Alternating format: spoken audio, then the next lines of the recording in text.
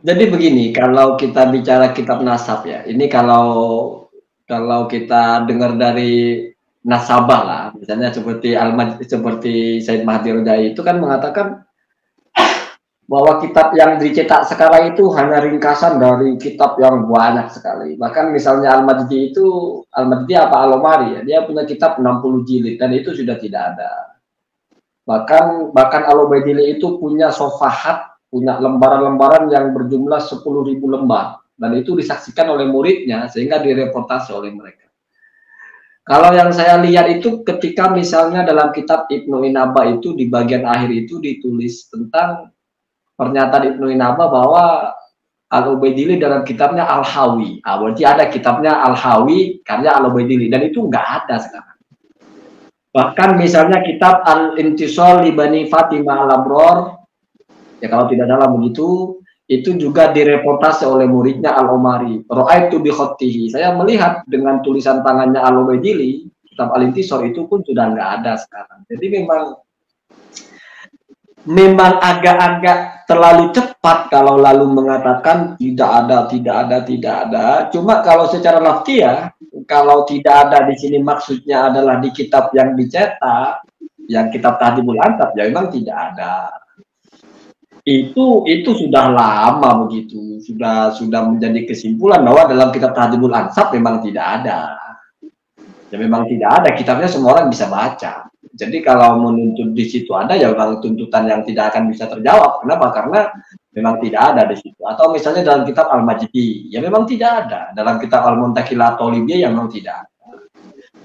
Tetapi persoalannya adalah, kenapa ulama nasab tidak menjadikan itu sebagai patokan gitu? Karena nggak ada lalu batal. Ya karena mungkin ulama nasab punya metodologi bagaimana cara mengisbat nasab itu. Tidak saklek kalau nggak ada di kitab lalu batal. Berarti Kiai Madudin ini misalnya membatalkan Balawi dengan argumentasi itu, mestinya harus diakui itu metode Kiai Mad sendirian gitu. Tidak dipakai oleh ulama nasab. Karena saya lihat ada kitab Tobaqatul Ashraf, itu ditulis oleh Sayyid dari Al-Qattani, Sayyid Al-Qattani. Itu dia itu merilis tobakoh-tobakoh para sadah ini. Balawi ini masuk di tobakoh kelima atau keempat. Di situ lalu dijelaskan ulama-ulama siapa saja yang memention atau menyebutkan silsilah nasab ini. Itu semuanya itu rata-rata memang tidak ada yang sezaman. Al-Qattani sendiri itu masuk tobakoh keempat. Kitab pertama yang menyebut itu kitab abad ke-7, abad ke-8. Dan itu nggak menjadi persoalan bagi mereka, bagi ahli nasab itu nggak menjadi persoalan karena mereka cara memverifikasinya itu nggak mesti hanya dengan cara mana kitab yang sezamannya atau yang mendekati, enggak. Sebetulnya saya sudah bilang begini, kalau misalnya keimat ini pure, dia itu bicara intensif secara keilmuan, ya harus diakui bahwa keimat ini memang tampil dengan pendapatnya yang memang dia yang punya pendapat itu. Jadi percuma nyari-nyari di kitab nasab ada nggak salah kitab sezaman. Ketika muncul narasi itu ya seperti kemarin dia bilang ada dalam kitab Rosail.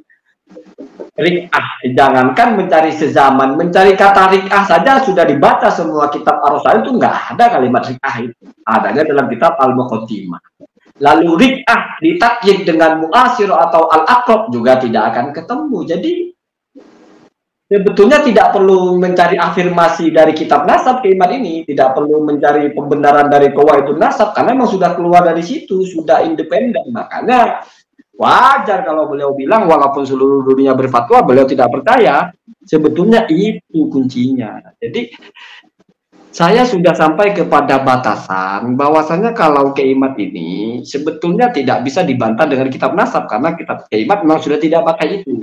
Bahkan kalau bicara fikih misalnya, kata kalimat suhroh tidak bisa untuk nasab jauh. Kita fikih itu bicara suhroh itu nasab jauh semua. Al-ajdad, al-mutawafaid, kakek-kakek yang sudah wafat.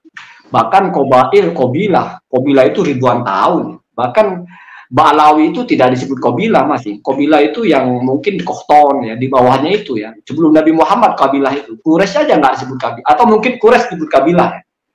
Artinya Bani Hashim itu nggak disebut kabilah, enggak, itu di bawahnya lagi, nomenklaturnya itu. Kalau dalam fikih kabilah saja itu dengan sukro, bukan cuma nasab jauh Pak, nasab jauh sekali. Jadi misalnya Mukidi ini dari kabilah kitab manis misalnya, itu kan jelas intisab kepada jauh sekali, dan itu pakai sukro. Kata Kemat nggak bisa. Sukro itu harus sukro, harus apa, untuk nasab dekat saja. Kalaupun sukro untuk nasab jauh, harus sukro di masa lalu. Dibuktikan sukro itu dengan kita. Gitu. Jadi memang sudah dari fikih juga sudah sepertinya nggak dipakai, dari nasab juga nggak dipakai. Nah kalau sudah tidak dipakai semua, oh berarti sendiri. Nah kalau sudah sendiri, kan percuma, orang sudah tahu dia berdiri sendiri kok mau dibantah dengan kita. Berarti makanya pilihannya mau ikut Kemat atau mau ikut ulama nasab. Mungkin itu ya. Iya benar. Jadi kalau orang menggugat Kemat itu mesti menggugatnya jangan pakai kitab nasab, karena kitab nasab sudah tidak dipakai oleh Kemat. Saya bertanggung jawab dengan ucapan ini karena Kemat juga pernah bilang ulama nasab itu tasahul, mereka terlalu ceroboh. Tasawuf itu ceroboh ya. Dalam mengisbat nasab hanya bermodal sukroh. Bahkan kata dia ulama nasab itu egois, dia pakai kaidah fikih tapi dia tidak mau kaidah fikih masuk ke situ. Oh berarti Kemat sepertinya mau berangkat dari teori fikih. Nah, setelah kita bedah tentang nasab dalam teori fikih, malah Anda baca kitab fikih manapun tidak akan menemukan dalam fikih itu nasab menyebut memention kitab nasab, tidak ada begitu. Jadi pembuktian nasab atau isbat atau sebut nasab dalam fikih itu tidak ada yang berbentuk materi. Di situ ada syahadah. Syahadah itu kesaksian, bukan materi, kesaksian ya, ucapan. Ada juga ikrar, pengakuan ya. Ada juga misalnya kiafah, kemiripan. Ada juga misalnya al-firos, pernikahan yang sah. Pernikahan sah dalam fikih itu bukan yang ada buku nikah, yang bukan, ada saksinya di situ, ada yang ngawinin, itu nikah sah. Mau dicatat mau enggak ada urusan. Jadi kalau kita bicara fikih, pembuktian nasab itu tidak pernah berupa berbentuk materi. Beda dengan logika kita sekarang, motor ini asli punya kamu, mana STNK-nya? Oh, ini ilmu nasab cap motor atau bagaimana. Jadi ini closing saya kira ya. Kang Uci sudah hilang ya, walaupun ini ada komentar yang bagus tadi. Itu pendukung Kemat ditanya kabur. Sama dengan junjungannya, ya resiko gitu ya. Resiko. Jadi kenapa saya sudah tidak mau lagi bicara masalah nasab, membacakan kitab nasab, karena saya bertanggung jawab dengan apa yang saya baca, bahwa sepertinya memang sulit untuk mencari paduan dari teorinya Kemat ini dengan kitab nasab. Kitab nasab manapun, sekarang jangan bicara saya deh, bicara pakarnya lah, nasabahnya lah. Nasabahnya sendiri yang mentahqiq kitab As-Sajarah sendiri kan jelas narasinya apa tentang Balawi. Tapi Kemat beda. Jadi mau di counter dengan kitab nasab yang mana kan begitu. Ya masalahnya adalah misalnya ini benar-benar di forum kita yang orang-orang benar-benar siap dengan semua kitab yang berbicara dan forum tertutup, tidak mengadopsi bagaimana euforia sambutan orang-orang di luar, ya mungkin ini selesai sebetulnya ya.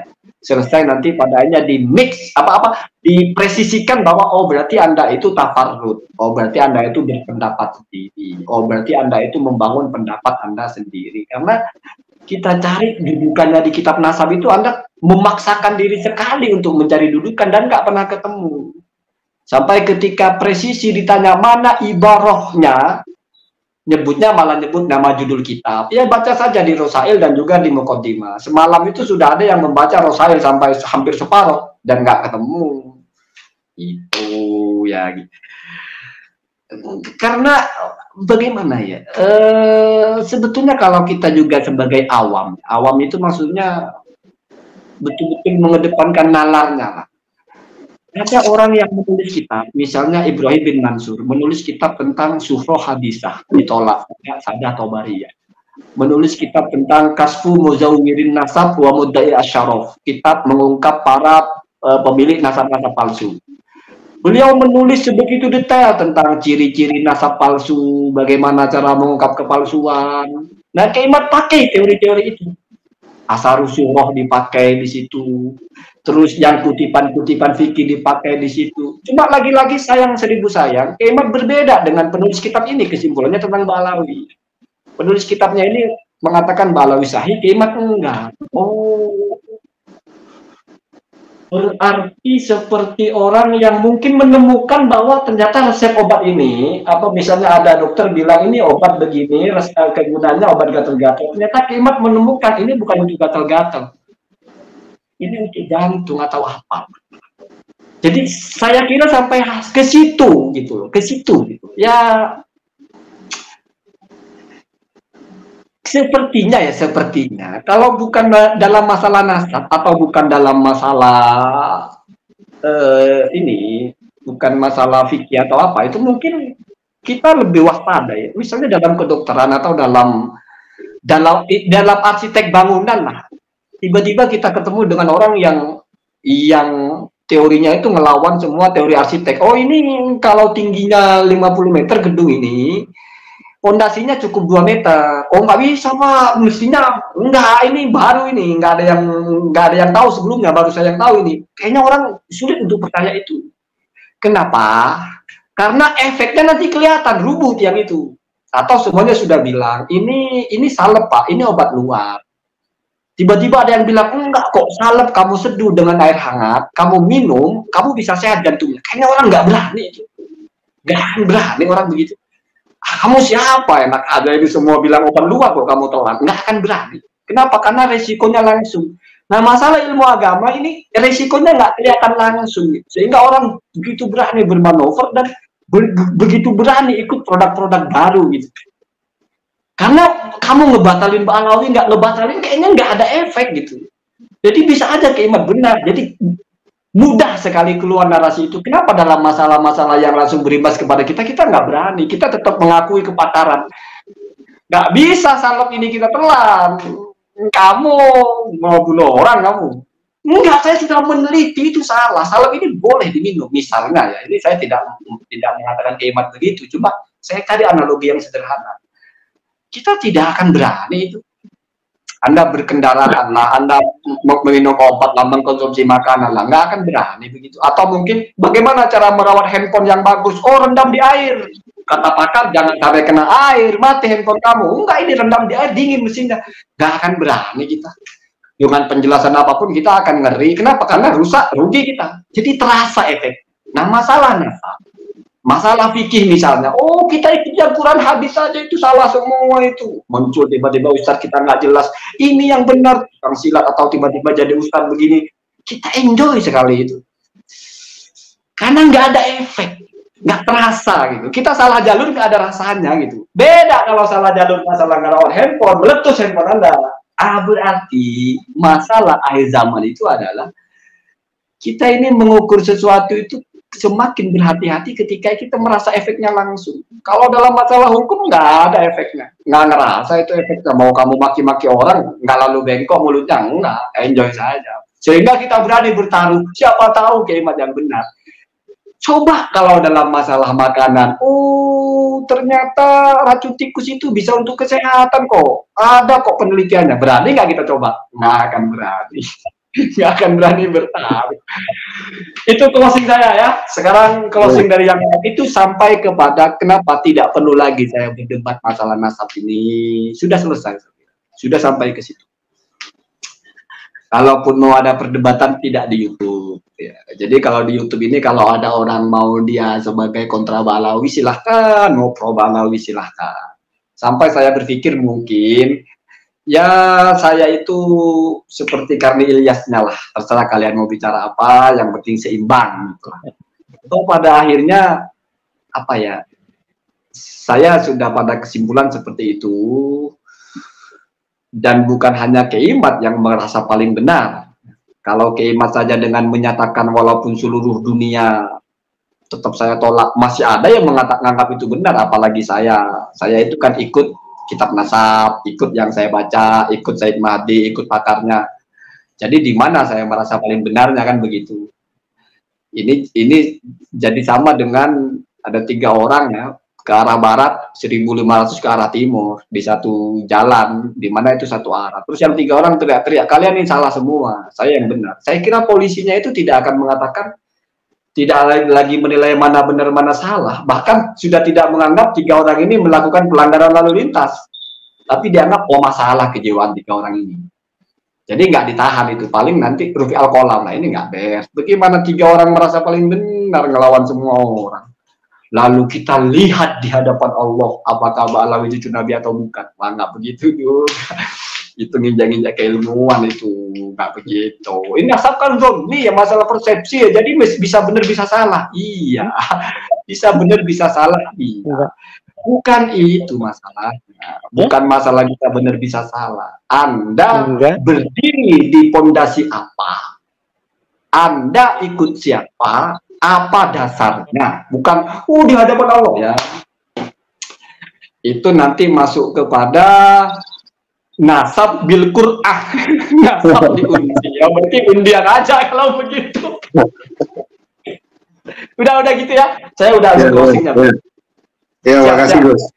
Siap. Kang Uci sudah pulang. Ya, semuanya. Assalamualaikum. Terima kasih banyak. Waalaikumsalam.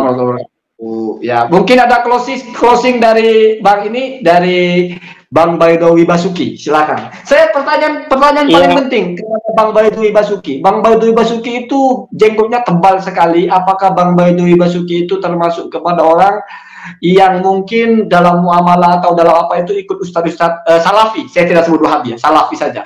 Seperti almarhum Syekh Yazid Jawas atau apa? Atau gimana?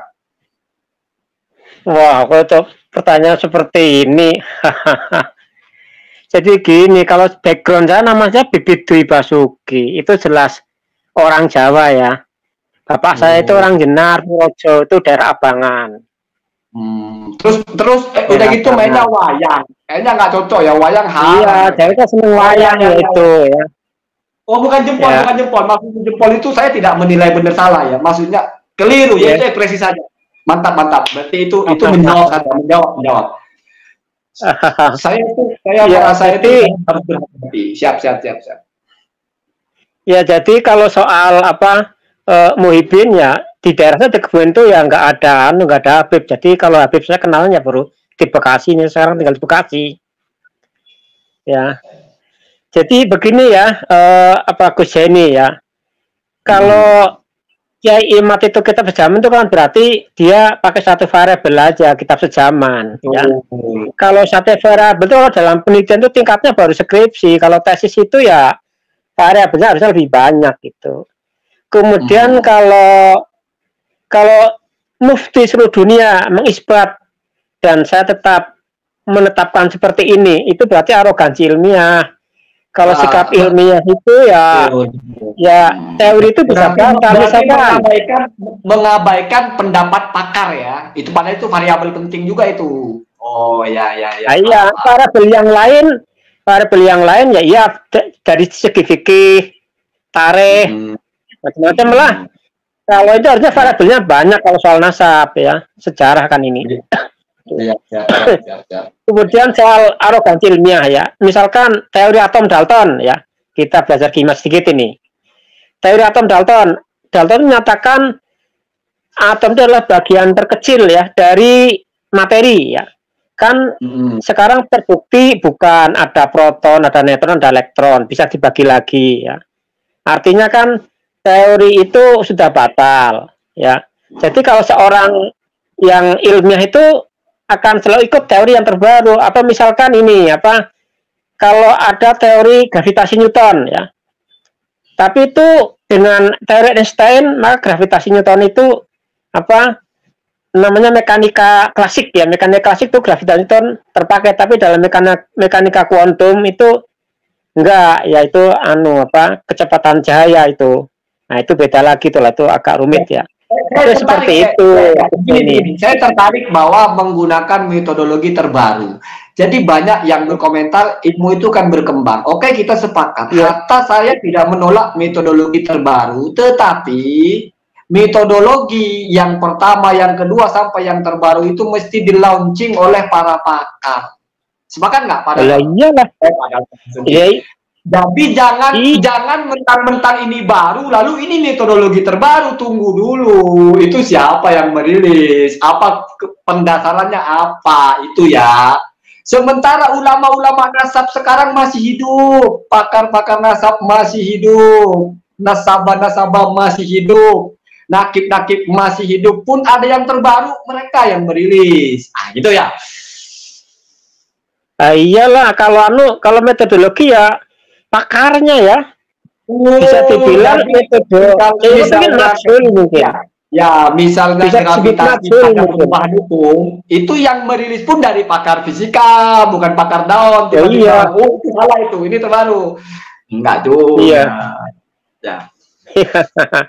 Jadi walaupun misalnya DNA pun, ini harus sekarang metodologi DNA, harus yang berbicara itu adalah yang menguasai tentang nasab juga tentang DNA. Harus itu keluar dari. Makanya saya ingat ini closingnya ya. Saya ingat narasi dari Nakibul Hijaz ya, Sayyid Amin Al-Qutbi, kekat tapi ya.